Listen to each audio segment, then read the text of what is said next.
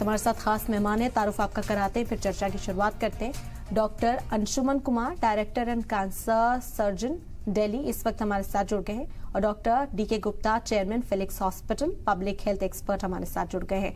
खैर मकदम है आपका, सलाम टीवी को वक्त देने के लिए बेहद शुक्रिया। डॉक्टर अंशुमन साहब, आप ही से शुरुआत करेंगे क्योंकि चर्चा इस वक्त है एमडीएच और एवरेस्ट के मसालों को लेकर, खासतौर पर हांगकांग और सिंगापुर में से बैन किया गया।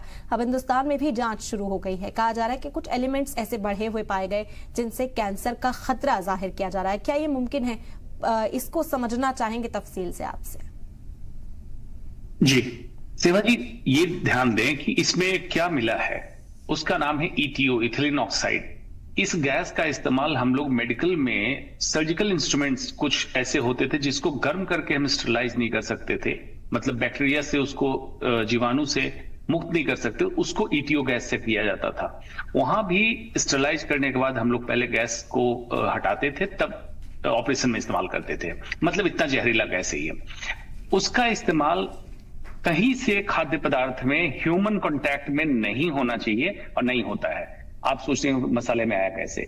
जब भी बड़ी कंपनी होगी, लार्ज स्केल प्रोडक्शन कराएगी और ट्रांसपोर्टेशन, मतलब उस मसाले को तैयार करके पाउडर बना के दूर भेजने की प्रक्रिया में लंबा समय लगेगा, क्योंकि इनका प्रोडक्शन ज्यादा है और दूर देशों तक भेजना है। तो इसमें इथिलीन ऑक्साइड का उपयोग पहली तो जरूरत कीटनाशक फॉर्म में खेत में करेंगे, और दूसरी बात, मसाला जब तैयार होगा तो उसमें फंगस, जिसको फफूंद कहते हैं, ये न लग जाए, उसके लिए ईटीओ गैस का इस्तेमाल करते हैं ताकि स्टरलाइज रहे। इसके लिए इसमें मात्रा मिली। तो कुछ लोग इसमें यह भी कह रहे हैं परमिसिबल लिमिट से, मानक तय मात्रा से ऊपर है। ऐसा नहीं है, इसकी परमिसिबल लिमिट 0 है। मतलब ये गैस नहीं होनी चाहिए किसी भी खाद्य पदार्थ में, या जिसका हम सेवन कर रहे हैं, चाहे external in the form of cosmetic, internal in the form of food, तो इसका नहीं होना चाहिए, जो कि मिला। अब ये कहानी आज की नहीं है। अब आप सबसे गौर कीजिए कि मसाला हिंदुस्तान लगभग 86 मिलियन टन मसाले का प्रोडक्शन करता है, जो आमतौर पे हमारे घर के मसाले हैं, और इसमें से हिंदुस्तान में भी कंज्यूम होता है, बाहर भी एक्सपोर्ट होता है।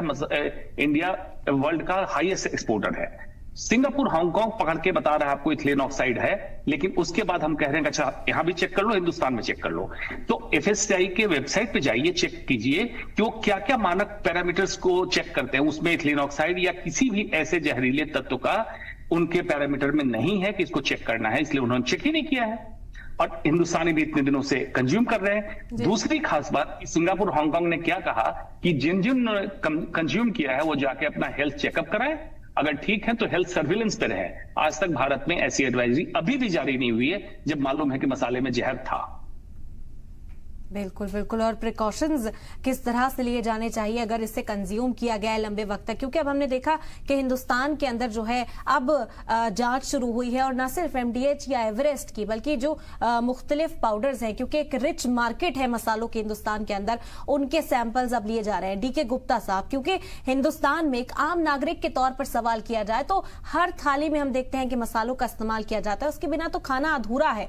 बाहर के ममालिक में, विदेशों में कम मसालों का इस्तेमाल किया जाता है, लेकिन हिंदुस्तान का तो खाना ही मुकम्मल नहीं होता। तो अगर इस तरह का इस्तेमाल किया जा रहा है, इस तरह अगर केमिकल्स को मसालों के साथ मिलाया जा रहा है, तो जाहिरी तौर पर बड़ा खतरा, बड़ी अलर्टनेस वाली सिचुएशन आ जाती है।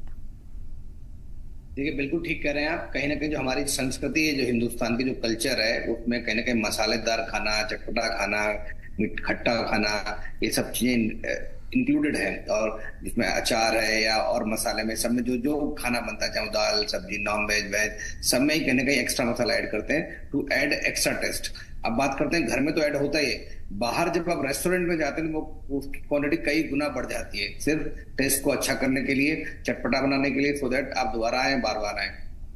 तो ये मसाले वाले जितने भी हैं वो उसी का फायदा उठाते हैं, उसी की वजह से इसमें बहुत सारी चीजें ऐसी ऐड करते हैं जो हमारे स्वास्थ्य के लिए हेल्पफुल नहीं, जो हमारे हेल्थ के लिए हानिकारक या हजार्डस हो सकती है, मैं तो ये कहूंगा। जितने ही बात करें, खासकर जो डाइजेस्टिव सिस्टम है हमारा, डाइजेस्टिव ट्रैक्ट है, इसोफेगस है, स्टमक है, छोटी और बड़ी, उन सब में जाके कहीं ना कहीं गैस्ट्राइटिस करेगा, हार्डबर्न करेगा, जलन करेगा, स्टमक अपसेट करेगा, बहुत सारे लोगों को लूज मोशन, वॉमिटिंग हो सकता है, जी मिचलाना हो सकता है। कभी कभी लॉन्ग टर्म में अल्सरेशन तक कॉमन है, अल्सर हो सकते हैं, और लॉन्ग टर्म में अगर अल्सर रहता है, कंटिन्यूस पड़ा रहता है, तो वो कैंसर तक में तब्दील हो सकता है। तो कहीं ना कहीं जीआई ट्रैक्ट को तो एक हमारे लिए बहुत ही हानिकारक है। बहुत सारे लोगों को कॉन्स्टिपेशन होता है, फिशर है, फिस्टुला होता है, उसमें जितना भी मसालेदार खाना है कहीं ना कहीं उसको एग्जैजरेट करता है, पाइल्स की प्रॉब्लम बढ़ सकती है, फिशर फिस्टुला एग्जैजरेट हो सकते हैं। तो ये हमारे लिए डाइजेस्टिव सिस्टम तो अच्छा है ही नहीं है। अब बात करते हैं दूसरे बॉडी के सिस्टम कौन से, जहां इसका प्रतिकूल या एडवर्स इफेक्ट होता है। अब इसमें बहुत सारे मसालों में क्या होता है, जो सोडियम कंटेंट है वो हाई होता है, बिकॉज नमक थोड़ा ज्यादा होता है, जिससे लोगों को टेस्ट अच्छा डेवलप हो जाता है। उसकी वजह से बहुत सारे लोगों को ब्लड प्रेशर की शिकायत बढ़ सकती है, कार्डियोवैस्कुलर प्रॉब्लम आ सकती है, हाई ब्लड प्रेशर की वजह से हार्ट फेलियर होने की संभावना बढ़ सकती है, हार्ट का साइज बड़ा हो सकता है, कार्डियोमायोपैथी हो सकती है। और बहुत सारे जो मसाले में जो एडेड सब्सटेंस होते हैं, जिसकी वजह से लोगों में एलर्जिक रिएक्शन हो सकती है, इचिंग है, उसको आर्टिकेरिया बोलते हैं, या जलन है, इस तरह के सिम्टम्स भी आ सकते हैं, स्वेलिंग हो सकती है। इवन आर्टिफिशियल जो एडिटिव्स होते हैं, जिसकी वजह से कलर्स आते हैं, जो मसाले के अंदर दिखते हैं या खाने के अंदर कलर दिखते हैं, वो भी कहीं ना कहीं एडवर्स रिएक्शन क्रिएट कर सकते हैं। एक बात बहुत इंपॉर्टेंट जो मैं बताना चाहूंगा, बहुत सारे मसालों में हैवी मेटल्स भी होते हैं। अगर आप जांच कराएंगे तो लेड और आर्सेनिक डाला जाता है, कई बार वो भी मसाले का प्रोडक्ट हो सकते हैं, जो कंटामिनेशन की वजह से लोग डालते हैं उसका वजन बढ़ाने के लिए, सो दैट कि कम मसाले में ज्यादा पैसे मिल जाए। तो ये एडल्ट्रेशन हो सकता है हैवी मेटल से भी। ये भी हमारे स्वास्थ्य के लिए, इवन लिवर के लिए, किडनी के लिए, जीआई ट्रैक्ट के लिए, आंत के लिए, पेट के लिए, सबके लिए हानिकारक होता है, इन सब ऑर्गन्स को डैमेज कर सकता है। तो अगर हम बात करें ओवरऑल, तो हमें क्या बोलते हैं, उसको बोलते हैं शुद्ध जीवन उच्च विचार, इस तरह से। तो खाने में हम सबको घर के अंदर ध्यान रखना चाहिए कि जितना सिंपल खाना खाएंगे, जितना तेल से, जितना मसालों से रहित खाना खाएंगे, उतना हमारे स्वास्थ्य के लिए अच्छा रहेगा। बाहर का खाना ना खाएं, पहली बात तो, अगर खाएं तो ऐसा खाएं जो सिंपल हो, हेल्दी हो, जिसमें जिस तरह के एडल्ट्रेशन या मसाले ना हो, तो आपके हेल्थ के लिए हजारडस या हानिकारक हो सकते हैं। जी बिल्कुल बिल्कुल दुरुस्त कहा आपने डॉक्टर अंशुमन, क्योंकि हम देखते हैं कि लोग प्रिकॉशंस लेते हैं, लोग बाहर का खाना अवॉइड करने की कोशिश करते हैं, और कोशिश ये की जाती है कि क्यों ना घर पर बनाया जाए, लेकिन वो इस बात का इल्म नहीं रखते कि घर पर जो वो मसाले इस्तेमाल कर रहे हैं बाहर के खतरों से अपनी सेहत को बेहतर बनाने के लिए, वो भी अब नुकसान दे रहे हैं। महज कहा जा रहा है कि अब जांच की जाएगी तमाम पाउडर्स। ये भी मुमकिन है कि इन दो कंपनीज के अलावा जो दूसरे पाउडर्स जिनका हम इस्तेमाल करें अपने घरों में, उनमें भी ये केमिकल्स पाए जा सकते हैं। कितना बड़ा खतरा इस वक्त नजर आता है मुस्तकबिल के लिए, क्योंकि एक लंबे अरसे से इन मसालों का इस्तेमाल हिंदुस्तान के मार्केट में किया जा रहा है। बिल्कुल, देखिए, अगर भारत के घरों का एक सर्वे किया जाए, मोटे मोटे तौर पे आप देखेंगे आज 60 से 70% घरों में पैक्ड मसाले का प्रचलन हो चुका है मॉडर्न जमाने में, और अर्बन सिटी में तो पूरी तरह। साउथ इंडिया में जहां मसाले की उपज है, वहां फिर भी लोग कच्चे मसाले, खड़े मसाले लेके आते हैं, अपने घर में पीसते हैं, उनको छोड़ दें तो अधिकतम। अब ये पब्लिक की उम्मीद क्या होती है, जो एजेंसी, हमारी government agency FSSAI, spice board of India, BIS, जिसके मार्के लगे होते हैं इस पे, उनसे उम्मीद होती है कि ये पूरी तरह सुचारू रूप से गुणवत्ता का परीक्षण करके हमारे उपभोक्ता के पास ये पहुंचाएंगे। लेकिन अगर उन्होंने नहीं पहुंचाया तो पब्लिक क्या करे? न पब्लिक पास लेबोरेटरी है, न पब्लिक पास ये ज्ञान है। आज अब चर्चा कर रहे हैं, इसके पहले कितने लोग जानते होंगे इथिलीन ऑक्साइड गैस है क्या, या क्या होता होगा? इसका इमेजिनेशन भी नहीं होगा लोगों को मसाले में है। तो ये काम इनका था, गवर्नमेंट एजेंसी का, लेकिन उन्होंने किया नहीं। अब जो एक्सपोज हुए, उनके एंजाइटी लेवल, उनके पैनिक लेवल का सोचिए। जब ये इंटरनेशनल न्यूज बनी है तो क्या लग रहा, हमने भी तो इतने मसाले का कंजम्पशन किया, हमारे साथ क्या हुआ होगा? क्यों? इसमें कार्सिनोजेनेसिस मतलब कैंसर फॉर्मिंग एजेंट, म्यूटाजेनेसिस मतलब जीन को बदल देता है, और गर्भवती महिलाओं में जाए तो बच्चों के जीन को बदल देता है, म्यूटाजेनेसिस करता है, और साथ में इम्यून सिस्टम डिस्टर्बेंस और बाकी चीजें, तो प्रजनन क्षमता की समस्या इथिलीन ऑक्साइड में है। अब समस्या ये है कि करें क्या? ऑप्शन तो दो ही बचे। एक, खड़े मसाले का जहां तक हो सके डायरेक्ट सोर्स से लें, घर में अपना तैयार करें, एक, लेकिन ये सबके लिए उपयुक्त नहीं है। दूसरा, अब आपको स्वास्थ्य एक प्राथमिकता बनानी पड़ेगी, पब्लिक के लिए मैं कह रहा हूं। नेताओं से उम्मीद इसलिए नहीं होती कि उनको अपना इलेक्शन जीतना है, गद्दी पे बैठना, जो आप मांगेंगे वही मिलेगा। आपको मांगना पड़ेगा कि हमारे खाद्य पदार्थ की, एयर क्वालिटी की, वाटर क्वालिटी की, हमारी सुरक्षा की, स्वास्थ्य सुरक्षा की पूरी तरह सुचारू रूप से आप ये कीजिए, क्योंकि एजेंसी बनी हुई है, सिर्फ इन प्लेस काम नहीं कर रही है। इसकी डिमांड आपको करनी पड़ेगी, तब एजेंसी उसी तरह काम करेगी जैसे सिंगापुर, दुबई, हांगकांग और अमेरिका की एजेंसी काम कर रही, भारत की एजेंसी भी काम कर सकती है। सिर्फ कॉम्पिटेंसी इसलिए नहीं है कि आपने कभी डिमांड नहीं किया। बिल्कुल बिल्कुल दुरुस्त कहा आपने। डॉक्टर DK गुप्ता साहब, आपका यहाँ पर रुख करना चाहेंगे क्योंकि काफी परेशानियां जो हैं वो हमने सुनी कि किस तरह से नुकसान पहुंचाया जा सकता है, किस तरह की बीमारियां हैं जिससे लोग जूझ सकते हैं। अब कहा जा रहा है कि आगे के लिए परहेज करें, कम से कम पैक्ड मसालों से तो आप कुछ वक्त तक परहेज करें जब तक रिपोर्ट्स सामने आती हैं कि कौन से हेल्दी हैं, किन्हें कंज्यूम किया जा सकता है। लेकिन अब तक का जो नुकसान हुआ है उसकी भरपाई कैसे, क्योंकि हम देख रहे हैं कि मुख्तलिफ फॉर्म के कैंसर्स इस वक्त इंट्रोड्यूस हुए हैं जिससे जूझते हुए, जैसे ग्रसित जो लोग हैं वो नजर आ रहे हैं, और ये जो तादाद है पेशेंट्स की मुसलसल बढ़ती हुई दिखाई दे रही है। देखिए, आप बिल्कुल ठीक करें। अभी भी हम बात करें जो हमारे देश की आबादी है उसमें बहुत सारे लोग 20-30% लोग ऐसे हैं जिनको जीआई ट्रैक्ट की प्रॉब्लम है, बल्कि इससे ज्यादा 50% तक हो सकते हैं, जिनमें कॉन्स्टिपेशन है, अपच है, गैस्ट्राइटिस है, इंडाइजेशन है, पेट में दर्द है, जी मिचलाना है, कभी कभी नौजिया वॉमिटिंग होना है, हेपेटाइटिस है, जॉन्डिस है। ऐसे बहुत सारे सिम्टम्स हैं जो जीआई ट्रैक्ट के या जीआई ट्रैक्ट से लिंक लिवर है उससे सिम्टम रिलेटेड पाए जा रहे हैं। उसका कहीं ना कहीं कारण जो है वो हमारा लाइफस्टाइल है।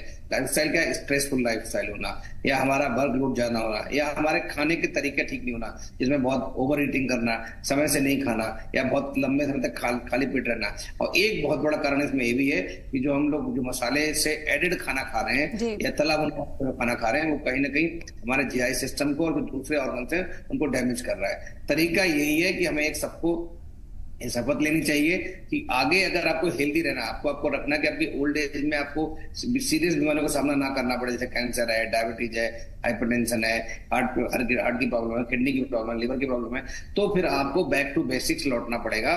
मतलब सीधा जीवन, उच्च विचार जिसको हम बात कहते हैं। तो आपको सच्चा जीवन मतलब बैक टू बेसिक्स में कि सिंपल खाना खाएं, ग्रीन लीफी वेजिटेबल्स हैं, सीजनेबल फ्रूट्स हैं, जो दाल चावल रोटी सब्जी खा रहे हैं उसमें बहुत एडेड चीजें ना डालें, बहुत तड़का ना लगाएं उसमें, अगर घी तेल कम खाएं, और अगर आपको घी तेल खा भी रहे हैं तो उतनी एक्सरसाइज करें, योगा करें, व्यायाम करें, और मसालों से बिल्कुल दूर रहें। अचार है, जो भी एडेड सॉल्ट है, चाहे किसी तरह से हो, चाहे चिप्स हैं, कुरकुरे हैं, इन सब चीजों में जहाँ पे भी एक्स्ट्रा सॉल्ट होता है, अचार है, इन सब से दूर रहें। और घर में भी अगर खाना खाते हैं तो उसमें एडेड सॉल्ट का यूज ना करें। और मसाले तो मैं फिर बता रहा हूँ, एक कहीं ना कहीं डायरेक्ट बिल्कुल बिल्कुल सादा जीवन उच्च विचार का जिक्र आपने किया। आपके पास भी लौटेंगे। फूड प्रोडक्ट्स में जो खराब क्वालिटी है उसको लेकर मुसलसल बेदारी फैलाई जा रही है, और इसी वजह से फूड प्रोडक्ट्स में खराब क्वालिटी को लेकर मासूम बेटी अनन्या शर्मा ने सभी बच्चों और खास तौर से पीएम मोदी से अपील की। आजकल सभी फूड प्रोडक्ट्स में पाम ऑयल का इस्तेमाल किया जा रहा है, जैसे कि चिप्स हैं, बिस्किट, चॉकलेट, नमकीन, जिससे कि हिंदुस्तान में छोटे बच्चों को भी दिल की बीमारियां हो रही हैं। ये चीज जब अनन्या को समझ आई तो उसने कोई भी बाहर की चीज न खाने की कसम खा ली है और सभी बच्चों के लिए ये वीडियो पैगाम जारी किया। साथ ही सरकार को भी इसके लिए कदम उठाने की अपील की। आप भी सुनिए। आज जो भी जंक फूड होते हैं उन सब में पाम ऑयल आता है, नमकीन में आता है, बिस्किट में आता है, चॉकलेट में आता है।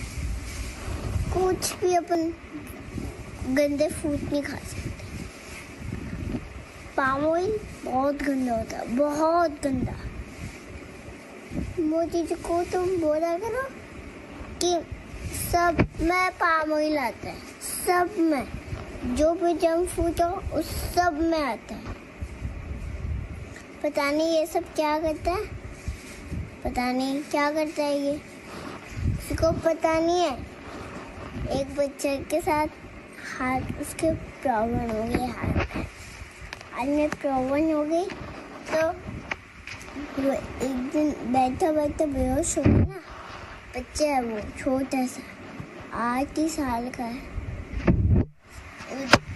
अब मेरी मम्मा के फ्रेंड का बच्चा है, उसके हो गया था, वो बैठा था तो वो हो गया था उसके। हाँ, कभी बच्चों को सब कहना कि कोई जंक फूड नहीं खाएगा, जंक फूड जो भी खाएगा तो उनके ऐसे ही होएगा, कोई मत खाना, ठीक है? खाना भी मत कभी वो। तो अनन्या इतनी मासूम, इतनी छोटी और इतना बड़ा पैगाम देती हुई नजर आ रही हैं। डॉक्टर अंशुमन, आपका यहाँ पर रुख करना चाहेंगे। पाम ऑयल को लेकर भी बेदार करती हुई नन्ही बच्ची नजर आई, अपील भी की है कि इसको ना खाया जाए, कंज्यूम ना किया जाए, और साथ ही साथ प्रिकॉशंस लेने के लिए भी कहा जा रहा है। पीएम मोदी से भी अपील करती हुई नजर आई है। जी, एक्चुअली इस बच्ची ने, इसी कहते हैं हिट द बुल्स आई। देखिए, बच्चे ही जब समझेंगे तभी कुछ बदलाव होगा। कारण क्या है, 30 साल लगते हैं किसी भी टेक्टोनिक शिफ्ट के लिए, और ये 30 साल का पीरियड अभी कुछ समय से पहले चालू हुआ, जिसमें अच्छा इसने जिक्र किया बच्ची ने, सॉल्ट, इसको हम कहते हैं HFSS, high in fat, sugar and salt. ये 3 जो कंपोनेंट है, फैट, शुगर एंड सॉल्ट, ये हमारे जनरेशन को बर्बाद कर रहा है। और बच्चे जब जागरूक होंगे, उनको मैं कहता हूं डायनासोर, जो बिजनेसमैन है, जिनको कोई फर्क नहीं पड़ता है किसी की सेहत के साथ क्या हो रहा है, वो डायनासोर हैं। 30 साल में डायनासोर मर जाते हैं, और 30 साल बाद यही बच्चे बड़े होकर वोटर बनते हैं, and they vote for good things. इनके बचपन में दिमाग में बैठ गया ये अच्छे के लिए वोट करेंगे, और फिर कंट्री की सिचुएशन चेंज होगी। दूसरे कंट्री, वेस्टर्न कंट्रीज इससे गुजर चुके हैं, उनके यहाँ चेंजेज आए हैं, लोग जागरूक हुए हैं। हमारे यहाँ भी अच्छी बात है कि जनरेशन जागरूक हो रहा है। हम लोग तो बोलते बोलते थक रहे हैं, क्योंकि हमारे ग्रुप में, हमारे एज जनरेशन में ऐसे लोग कम हैं जिन्होंने एक इसको ले लिया है न्यू नॉर्मल, कि ऐसे ही रहना पड़ेगा। अगर वायु प्रदूषित है तो इसी के साथ जिए, खुद प्रदूषित है तो इसी के साथ जिए, जो भी है इसी के साथ चलना है, ऐसे नहीं चलता है। इस बच्ची को मैं सच में सलाम करता हूं। जी बिल्कुल बिल्कुल दुरुस्त कहा आपने डॉक्टर डी.के. गुप्ता साहब, क्योंकि एक बहुत अच्छी बात डॉक्टर साहब ने कही, और लोगों का ध्यान भी इस ओर लाने की बहुत कोशिश की जाती है कि कुछ लोग तो प्रिकॉशंस लेंगे, कुछ लोग हमारी इस चर्चा को सुनने के बाद अपनी लाइफस्टाइल में बदलाव करने की कोशिश करेंगे, लेकिन कुछ लोगों का कहना होता है कि इम्यूनिटी बहुत बेहतर है, हमें कुछ नहीं होता। एक लाइफ का पीरियड उन्होंने गुजार दिया है उसी तरह से जिंदगी गुजर बसर करते हुए, तो अब बहुत ज्यादा चेंजेस को अडेप्ट करते हुए वो नजर नहीं आते, या एक्सेप्टेंस नहीं है। ऐसे लोगों के लिए क्या पैगाम दिया जाए कि आप जिस भी एज लिमिट में हैं, अब तक का जो नुकसान हुआ है, कम से कम उसकी भरपाई तो की जा सके। देखिए, आंखें बंद करने से ना, जो कहते हैं ना कि बिल्ली भाग जाएगी सामने से, तो ऐसा नहीं है, ठीक है। तो अगर आपका लाइफस्टाइल अच्छा नहीं है, आप बहुत तलाबुना खाना खा रहे हैं, बाहर का खाना खा रहे हैं, आप एक्सरसाइज नहीं कर रहे हैं, वर्कआउट नहीं कर रहे हैं, फिटनेस पे ध्यान नहीं दे रहे हैं, तो कहीं ना कहीं आप बीमारियों का घर होते जा रहे हैं। तो आपको अभी फील नहीं हो रहा है, आपकी इम्यूनिटी वीक होती जा रहेगी, आपकी जो कार्डियोवास्कुलर प्रॉब्लम बढ़ जाएंगी, कोलेस्ट्रॉल बढ़ेगा, ट्राइग्लिसराइड बढ़ेगा, गैस्ट्राइटिस होगी, अल्सरेशन होगी, इवन कभी कभी कैंसर्स में भी कन्वर्ट हो सकते हैं, ठीक है। या ओल्ड एज में जो डिसेबिलिटी प्रॉब्लम होंगी, बहुत सारी बीमारियां, मॉर्बिडिटी वो बढ़ जाएंगी। तो हमें देर आए दुरुस्त आए, वो वाली बात है। तो अगर आप देर भी हो गई तो भी दुरुस्त कर सकते हैं, अपना लाइफस्टाइल चेंज कर सकते हैं, अभी से परहेज करना शुरू कर सकते हैं। और शुरुआत घर से होती है, और एक बंदा नहीं कर सकता, पूरे घर को ठीक करना पड़ता है। मतलब घर का कल्चर ठीक करना पड़ेगा। घर में बाहर का खाना नहीं आना चाहिए, जंक फूड नहीं आना चाहिए, घर के अंदर जो सब्जियां बनेंगी वो मसालेदार नहीं होंगी, घर के अंदर में घी तेल का कम उपयोग किया जाएगा, घर के अंदर जो हेल्दी डाइट्स है, जैसे जो स्प्राउट्स हैं या सलाड है, उसका हम प्रेफरेंस देंगे, हेल्दी मील्स देंगे। स्मॉल और फ्रीक्वेंट मील, अगर वो डायबिटिक है तो उनको दिया जाएगा। अगर लोग हैं तो बार बार ज्यादा हाई कैलोरी इंटेक नहीं खाएंगे। शुगर जो आजकल बहुत बड़ा एक कारण बन गया, कार्बोहाइड्रेट, हाई कार्बोहाइड्रेट बहुत कारण बन गया है। बहुत सारे जो ओबेसिटी का, मोटापे का, डायबिटीज का, आर्थराइटिस का, उससे बचने के लिए हम सबको चाहिए कि हाई शुगर कंटेंट और हाई कैलोरी इंटेक को कम करना चाहिए। तो जब तक आप इन सब चीजों के लिए अवेयर नहीं होगी, इसके लिए मीडिया का बहुत बड़ा काम है। मैं आपको सलाम करता हूँ कि आपने इतना अच्छा प्रोग्राम किया लोगों का अवेयरनेस के लिए। हम सबको एक बड़ी मुहिम चलानी पड़ेगी, इसमें चाहे मीडिया है, प्रिंट मीडिया है, इलेक्ट्रॉनिक मीडिया है, सोशल मीडिया है, बुद्धिजीवी डॉक्टर्स हैं, या जो हमारे लीडर्स हैं, सेलिब्रिटीज हैं, कहीं ना कहीं उनको एज ए रोल मॉडल आना पड़ेगा। और एक अच्छी बड़ी मुहिम, एक आंदोलन क्रिएट करना पड़ेगा कि भाई लाइफस्टाइल चेंजेस नहीं करोगे तो एक पैंडेमिक आ चुका है ऑलरेडी, जिसमें जैसी बड़ी बड़ी बीमारियां हैं, diabetes, hypertension, asthma, cancer, COPD, kidney disease, liver disease, इनका पैंडेमिक आ चुका है। वो दिखता नहीं, बिकॉज ये स्लो किलर्स हैं। एक साथ सडनली पता लगता है कोई डांस कर रहा है, उसकी डेथ हो जाती है, हार्ट अटैक हो गया। सडनली कोई पता लगता है कि 3 दिन बाद टेस्ट कराते हैं, उसका यूरिया क्रिएटिनिन हाई हो गया, किडनी फेल हो गई। तो ये स्लो किलर्स हैं जो आपको सडनली जब जांच करते हैं, जब सिम्टम्स आते हैं तब पता लगते हैं, बट इनको रोका जा सकता है। दे आर प्रिवेंटेबल, सिर्फ लाइफस्टाइल चेंज करके आप ठीक कर सकते हैं। बिल्कुल। और उम्मीद करते हैं कि जो प्रोग्राम का मकसद है कि लोगों को बेदार किया जाए, उन्हें इस बात के लिए इत्तला दी जाए कि क्या बदलाव करके आप अपनी जिंदगी को बेहतर बना सकते हैं, वो मकसद भी कामयाब होगा। तमाम नाजरीन ने जिसने भी इस प्रोग्राम को देखा वो अडेप्ट जरूर करेंगे। बहरहाल बहुत शुक्रिया आप लोगों का, आपने अपना कीमती वक्त दिया इस चर्चा में। आप